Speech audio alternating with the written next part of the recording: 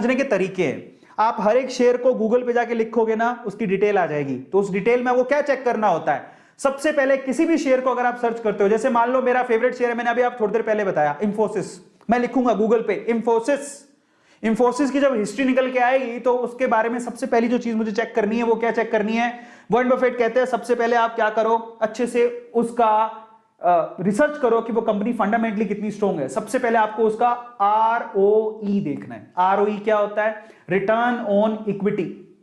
Equity का मतलब होता है शेयर, जब आप शेयर खरीद रहे हो तो आपको रिटर्न कितना मिलेगा, और ऑब्वियसली आप क्या चाहोगे, रिटर्न तो अच्छा होना चाहिए, मजा आएगा तभी।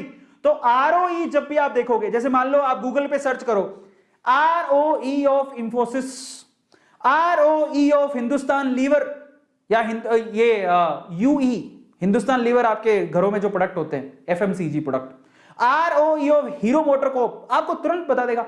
जिसकी आरओई हाई हो वो शेयर अच्छा है, जिसकी रिटर्न ऑन इन्वेस्टमेंट हाई हो, वो डेटा आपको तुरंत पता लग जाएगा, वो दिमाग भी नहीं लगाना, ना कैलकुलेशन करनी है, सिंपल सी बात, जिसकी शेयर की आरओई हाई हो वो शेयर अच्छा है, क्योंकि वो रिटर्न अच्छा देगा। तो आरओई मस्ट बी हाई, फर्क नहीं पड़ता उसका फॉर्मूला क्या है, हमें क्या लेना, जब डेटा गूगल ही दे रहा है तो कंपनी की शीट निकालो, कंपनी की वेबसाइट पे चला जाओ, वहां पे भी मिल जाएगा। तो पहली चीज बोलते हैं कि आरओई अच्छा होना चाहिए। दूसरी चीज पर आ जाओ, उसके बाद क्या है, डेट टू इक्विटी रेशो, ठीक है, डेट टू इक्विटी रेशो भी देखना होता है। अब डेट का मतलब होता है उधार, हर इक्विटी पे उधार कितनी है। तो आप क्या चाहोगे कि जिस कंपनी में आप पैसा लगा रहे हो उसके ऊपर उधार अगर ज्यादा है तो वो तो बर्बाद है, वो तो उधार ले रखी है, क्या पैसा लगाऊं, तू मेरा पैसा लेगा तो उधार चुकाने लग जाएगा, कल को तेरा कुछ हुआ नहीं, मेरे तो पैसे बर्बाद हो जाएंगे।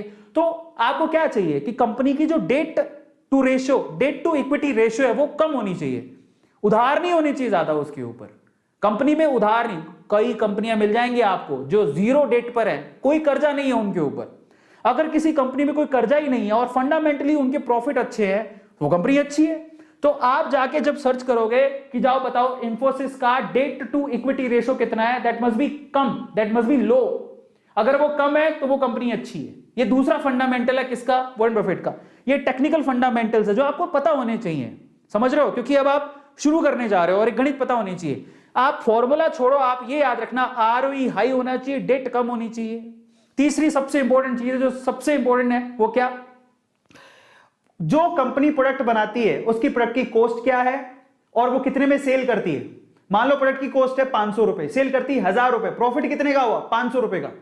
तो product sale minus product cost, profit कितना है, ये है सबसे इंपॉर्टेंट कि कंपनी को प्रॉफिट कितना हो रहा है। आपको प्रॉफिट की जब आप एनालिसिस करोगे किसी भी शेयर का, प्रॉफिट दिखाएगा साल दर साल कंपनी में कितना प्रॉफिट हुआ। अगर वो प्रॉफिट बढ़ते जा रहा है इसका मतलब कंपनी अच्छी है, तो वहां पर पैसा लगाओगे तो सिक्योर रहोगे। 5 साल की चेक कर लो, अगर प्रॉफिट हर साल ऐसा ही आ रहा है कि पहले साल